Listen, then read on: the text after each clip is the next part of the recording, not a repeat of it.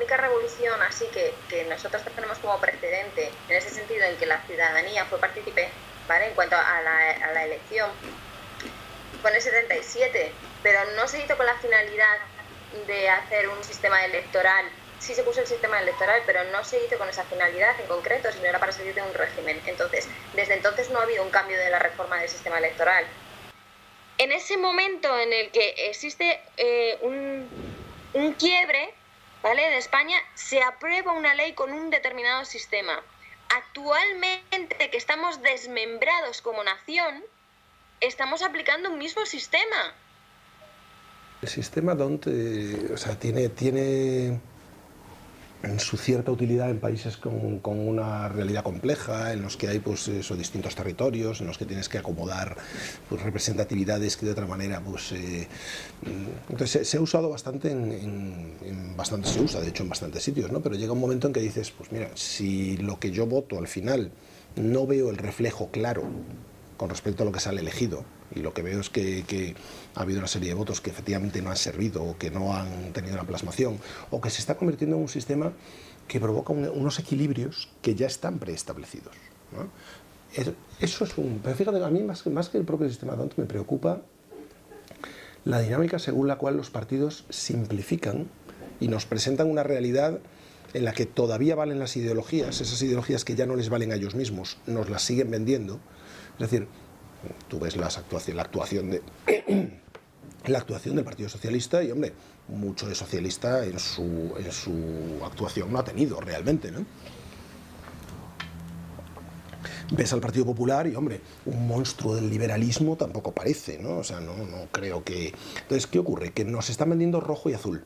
Nos están presentando una dicotomía simplificada, burdamente simplificada, para que votemos no a partidos políticos, ni a programas, ni a personas. Estamos votando equipos de fútbol.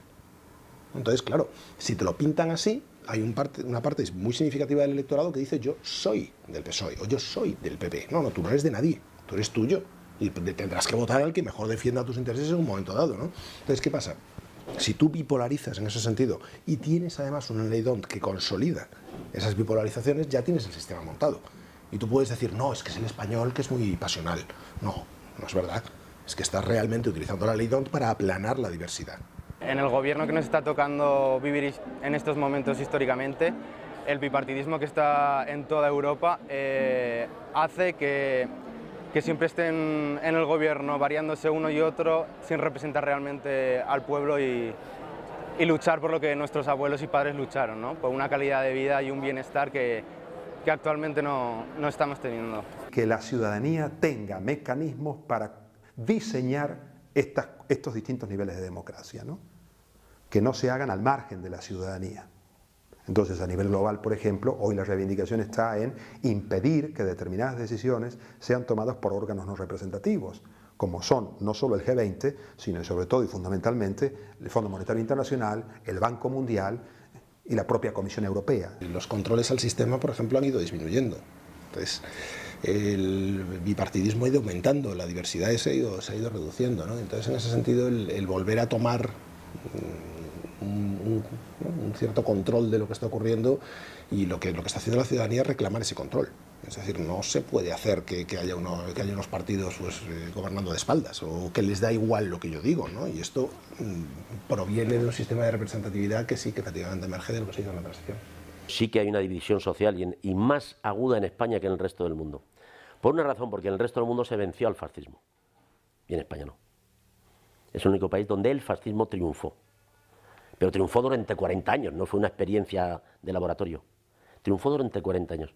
Entonces, en el resto de Europa, en Italia, en Alemania, el nazismo, tal, fue, digamos que lo que se llaman los aliados, pues acaban con eso. Y la propia derecha de esos países ha renegado de esa experiencia. Son términos políticos que ya no, de nomenclatura política, que ya no se corresponden con la estructura social del siglo XXI en los países occidentales. Me explico, si Marx, Engels y Lenin levantaran la cabeza y vieran que los proletarios, por los que ellos levantaron las banderas de la revolución, pues tienen piso en propiedad en Getafe, en Leganés, en Parla, en Madrid capital, que tienen un par de coches en la familia y que tienen un apartamento en Torrevieja o en Benidorm, pues no los reconozco. Probablemente también el error sea asociar izquierdas a un partido, derechas a otro partido. ¿Existe una división radical en la sociedad entre izquierdas y derechas? Independientemente de que la gente sepa si es de derechas o de izquierdas, pero existe. Habría que definir entonces qué es la izquierda y qué es la derecha. Por ejemplo, la derecha es la que se ha opuesto siempre a todo. A las pensiones, hubo un debate sobre las pensiones, se opusieron a que hubiera pensiones para todo el mundo. Se oponen a los derechos de determinados ciudadanos que no tienen la sexualidad que ellos entienden que es la oficial. Se oponen a la libertad de culto. Aquí está prohibido terminantemente practicar cualquier religión que no fuera la católica, pero está prohibido por ley, con pena de cárcel. Se opusieron al divorcio, luego se divorcian, pero se oponen. Es decir, sí que hay una forma de entender la vida que es de derechas, absolutamente, entendiendo derechas como se prefiere llamar conservador, llámese conservador, me trae totalmente sin cuidado. A día de hoy sacan una enciclopedia que nos ha costado 6 millones de euros en la que dicen que la dictadura estuvo muy bien, eso es de derechas. En su día se le dio mucha importancia, pero la tuvo. Que un presidente nos ha metido en una puta guerra sin más, sin contar con nadie. Y señores, estamos en una guerra. Joder, macho, eso es muy duro. Hoy el trabajador no es enemigo del empresario, ni el empresario del trabajador. Hoy el enemigo de ambos, de la economía productiva, de la economía que hace cosas, es la economía financiera, la economía especulativa. Esos individuos que dándole a una tecla del ordenador, cada mañana pues te cambian 100.000 millones de euros de Grecia a Francia y te hunden una economía. Se junta aquí un problema muy grande que es el paro, que es la falta de oportunidad de trabajo, no ya de que sea una crisis puntual, sino que es que tampoco se ve cuál es el futuro de la ciudadanía. Entre la población joven, pues el paro alcanza el 40%, en algunos casos el 50%, en algunos tramos. Esto agrava más todavía la situación y hay gente, claro, que tarde o temprano decide integrarse en la sociedad pues, de alguna manera. Y entonces, como ve que nadie le cuenta cuándo va a ser ni cómo va a ser, y por supuesto las condiciones laborales se están empeorando, porque aquí lo único que se rige por la ley del mercado es el mercado laboral. Quiero decir, hay tal oferta de mano de obra que ya se puede prescindir de la gente y se puede abusar de los salarios y de las condiciones de trabajo. La izquierda institucional, los partidos políticos autodenominados de izquierdas han perdido todo contacto con las poblaciones a las que dicen representar, con todo este sujeto diverso, precario y machacado a escala mundial. En ese sentido, lo que ocurre es que hay una gran desafección con esas organizaciones, con esa simbología, con esas identidades propias de la izquierda y de la derecha, y que realmente han hecho que la izquierda institucional, la izquierda política y parlamentaria haya ido a una deriva y a un aislamiento cada vez mayor. Que si esto hubiera podido ocurrir con el PP en el poder, quiero decir, ¿el qué? ¿La acampada de la Puerta del Sol? Sí, todo esto que está ocurriendo. No, tantos días no. Bueno, quiero decir, la prueba evidente es en Cataluña, ganan las elecciones y al día siguiente empiezan las hostias. No sé, eso es un buen dato. Pero es que fue al día siguiente, no esperaron 10 días así de cortesía. Pero además empieza las hostias, el que da la orden es un señor que ya está metido en 20 delitos de corrupción. Quiero decir que es que lo que se está reclamando ahí no le afecta a todo el mundo por igual, ni siquiera a todos los partidos por igual. Hay partidos políticos que están totalmente a favor de lo que hay. O sea, que quieren que la justicia no intervenga, que la corrupción sea la forma de acción política y perpetuarse en el poder a través del control de los medios de comunicación. Y esto es justamente lo contrario de lo que se demanda en la Puerta del Sol. Pero hay partidos políticos que están por esa puta labor, no es que sea que les vaya a salir los ojos, es que en todo lo que esté en su mano van a intentar acabar con esta protesta. Es que hay mucha gente que le encantaría que aquí no hubiera democracia, pero que no la hubiera habido nunca. Me refiero a gente que ahora está en puestos de poder y que ha dedicado toda su inteligencia y todos los mejores momentos de su vida cuando estaban más activos a que no la hubiera. Pero aquí hubo lo que llaman una transición y toda esa gente se quedó en las instituciones. Es decir, la justicia es la misma que encerraba y torturaba a la gente. Eso es muy complicado. Yo creo que se busca democracia, pero con las reglas adecuadas. O sea, lo que ha pasado con la democracia es que se ha enturbiado. es que la falta de control y la falta de o sea, y el poner determinados fines por encima de otros ha convertido la democracia en una parodia de sí misma. O sea, y cuando te ves que los diputados o los senadores no pueden votar lo que les dice su conciencia, sino que tienen que votar lo que su partido les dice, y que si no votan eso, tienen sanciones económicas. Eso está en contra de la Constitución. O sea, eso es un mandato imperativo, eso va en contra de la Constitución. Que tienes que, cuando un senador o un diputado está pensándose su voto, recibe la visita automática del lobby de turno, de la telefónica de turno, de la coalición de creadores o de los lobbies estos tal. Pues hombre, podrán informarles de la misma manera que les... Pero ¿por qué los ciudadanos no tenemos acceso a eso, no? Nosotros en ATAC venimos denunciando desde hace tiempo que la construcción europea no es una construcción democrática, es una construcción de un mercado, es una construcción desde el euro, pero no es una construcción desde la ciudadanía.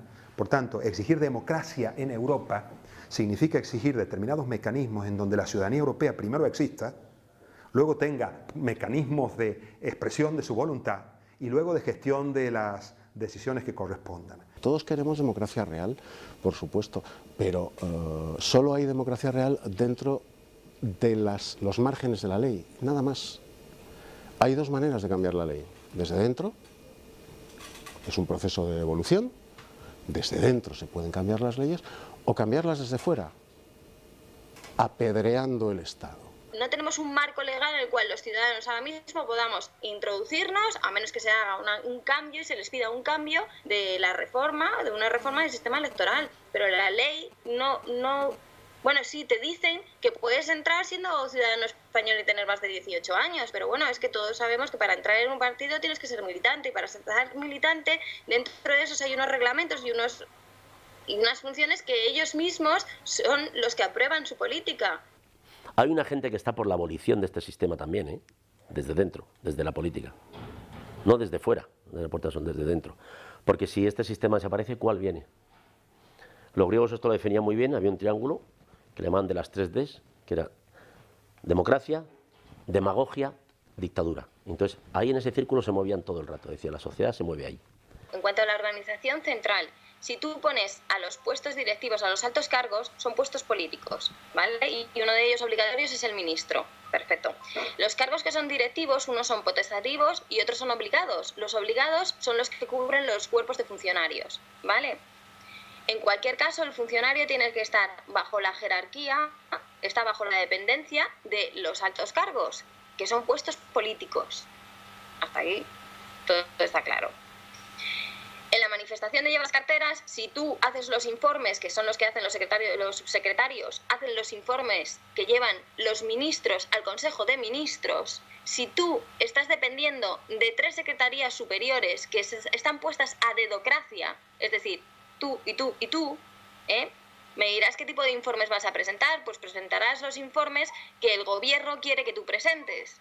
No es solamente que también una nueva ley electoral que garantice una representación plural de la diversidad política y ciudadana mucho más vinculada a la realidad. No solo es reformar la ley electoral, es mucho más que reformar la ley electoral, es reformar los mecanismos de representación política, es mejorar el sistema de lo que el Parlamento debate y de la forma en que lo debate y de cómo le llegan al Parlamento las propuestas legislativas.